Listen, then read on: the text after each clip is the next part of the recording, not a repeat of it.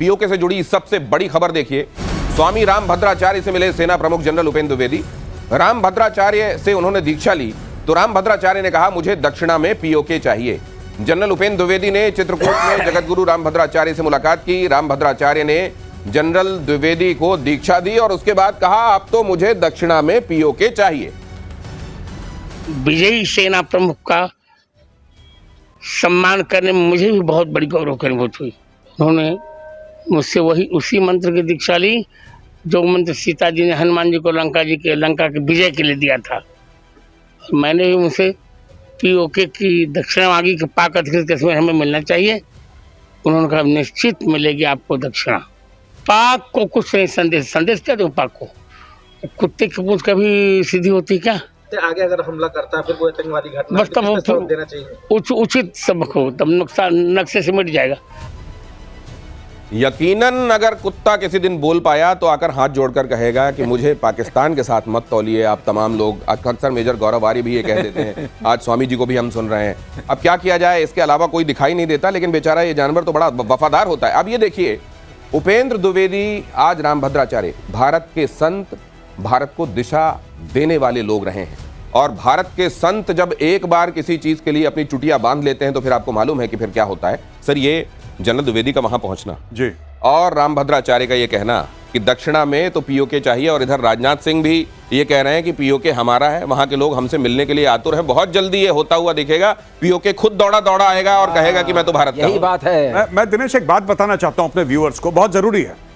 कई लोगों ने सोशल मीडिया पे ये क्रिटिसाइज करा है कि चीफ ऑफ आर्मी स्टाफ ऐसे धर्म के मामलों में क्यों पड़ रहे हैं। ऐसा लोगों ने बोला है जिनको नहीं पता है। मैं आपको बताता हूं, ये फौज की रीत है। जो लोग मजाक उड़ा रहे थे ना कि रफेल में आपने नींबू मिर्ची लगा दी और आपने पूजा कर दी, मेरी खुद की यूनिट में, गुरखा बटालियन में, गढ़वाली, कुमाऊनी, ये जितनी भी आपकी ये हैं, ठीक है, रेजिमेंट्स है इंडियन आर्मी, यहां पे शस्त्र पूजा होती है। हमारे यहां तो बलि चढ़ती थी, अब बंद हो गया ये सब। मेरे सामने चढ़ी है, जब मैं था, कमीशन हुआ था, वहां पे बलि चढ़ी है और खून से शस्त्र पूजा हुई है। मैंने खुद देखा है अपनी आंखों से, मेरे सामने हुई है। तो ये तो रीत थी, आज भी है। जब मेरी रेजिमेंट लड़ाई के लिए जाती है तो कालिका माता की जय और कालिका माता का मंदिर अपने कंधे पे रख के जाती है, तब ठोकती है दुश्मन को। जब सिख रेजिमेंट जाती है तो बोले सोनेहाल सत श्री अकाल। गुरु ग्रंथ साहिब है, गुरु ग्रंथ साहिब को माथे पे रख के सिख रेजिमेंट लड़ाई लड़ने जाती है। तो लोग ऐसी हवाबाजी, ये कैसे कर दिया रफेल में, कैसे कर दिया जनरल द्विवेदी, क्यों नहीं भाई? ये तो है फौज की रीत। क्यों नहीं? ये फौज की रीत है भाई।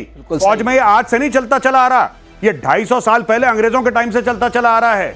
आप देखिए किस तरीके से हम लोग बनाते हैं त्योहार फौज में। राजा रामचंद्र की जय, जय बजरंग बली की, लड़ाई में, युद्ध में पाकिस्तान के साथ लड़ रहे हैं, बजरंग बली की जय। और ये कह रहे हैं कि धर्म का बात धर्म की नहीं है, ये हमारी रीत है। कहना चाहूंगा दो बातें मैं भी कहना चाहूंगा जो मेरे अभी समझ में आई, जो मैंने गुरु जी का ये सुना। पहली बात कि पाकिस्तान राक्षस देश है और उसमें जो रावण है दशानन टाइप, वो वहां की पाकिस्तानी आर्मी है।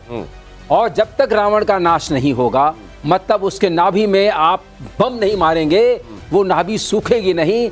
कमांड एंड कंट्रोल सेंटर को सुखाना है और विभीषण को वहां बैठाना है, धर्म स्थापित करना है। धर्म को स्थापित किया जाना बहुत जरूरी है। लेकिन एक मैं बात कह दूं, रावण तो बहुत विद्वान पंडित था। तो ये छोटे मोटे असुर हैं सर। ये छोटे मोटे वो सींग वाले जो असुर है ना, बदमाशी करते हैं, बदतमीज टाइप के, ये असुर हैं। ये रावण तो बहुत विद्वान आदमी था। पीओके पर रक्षा मंत्री राजनाथ सिंह का बयान। राजनाथ सिंह ने कहा पीओके वापस आएगा और कहेगा मैं भारत हूं, मैं वापस आया हूं। पीओके के लोग भारतीय परिवार का हिस्सा स्वेच्छा से बनेंगे, भारत लौटेंगे। साथियों, मैं मानता हूं कि आज पाक ऑक्युपाइड कश्मीर के लोग हमारे अपने हैं। आप मानते हैं ना?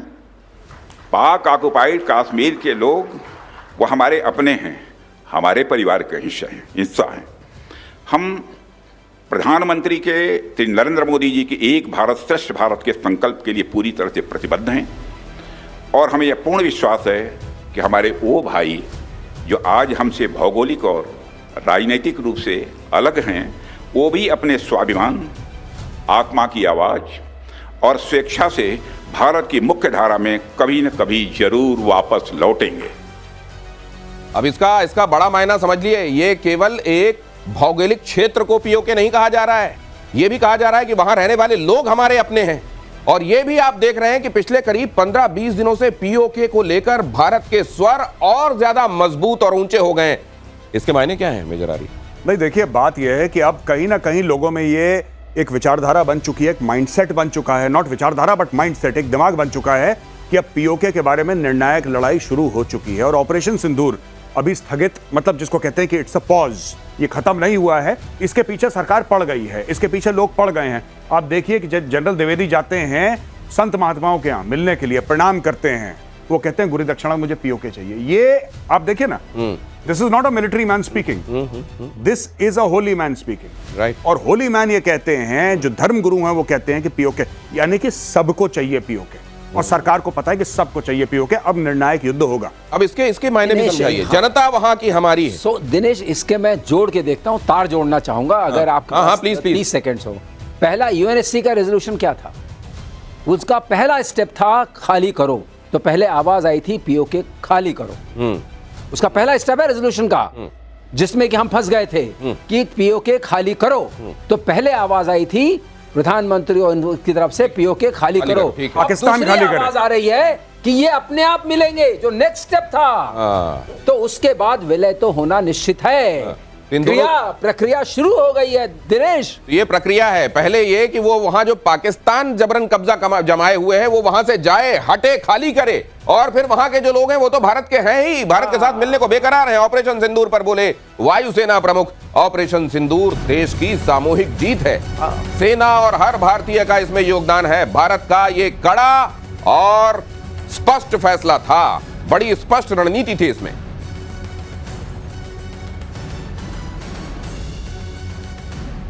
ये भी देखिए आप कि सैन्य ऑपरेशन जनरली पहले ये इस तरीके से इसको डिमार्केट कर दिया जाता था कि ये तो सेना कर रही है, ये तो सेना का काम। इस समय किसी एक मकसद के लिए पूरा देश एक है। ये बात और है कि उसकी जो रण में जाने वाली बाजुएं हैं, जिनको हम आर्मी कहते हैं, वो जा रही हैं, अपना काम कर रही हैं, लेकिन दिल, दिमाग, हर एक ऑर्गन आप कह लीजिए साथ में खड़ा हुआ है। ये एक पहले से बड़ी तब्दीली। नहीं, बिल्कुल। देखिए, ओवरऑल मैं आपको बताता हूं, ओवरऑल एक थिंकिंग होती है। बात ये नहीं है यही फौज है, यही आर्मी, यही नेवी, यही एयरफोर्स। बात लीडरशिप की होती है और कोई बात नहीं है इसमें, और कोई नया नहीं हुआ दिनेश। मैं आपको बता दूं, अब एक फैसला हो चुका है।